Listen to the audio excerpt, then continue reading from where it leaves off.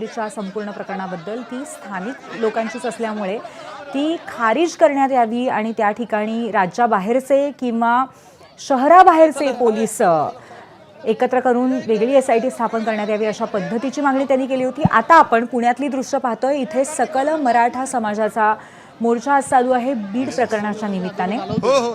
या मोर्चामध्ये आमदार रोहित पवार, सुरेश धस हे सहभागी होणार आहेत।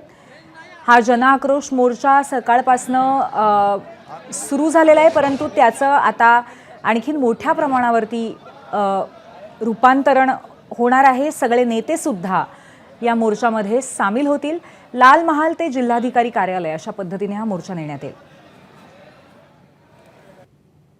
बीडमध्ये जी सरपंच हत्या झाली त्याच्या विरोधामध्ये हा मोर्चा काढण्यात येत आहे। यामध्ये पृथ्वीराज चव्हाण तसंच मनोज जरांगे पाटील, रोहित पवार आणि सुरेश धस हे नेते सहभागी होणार आहेत। आपण त्याचीच दृश्य पुण्यातनं पाहतोय। ABP माझा, उघडा डोळे बघा नीट।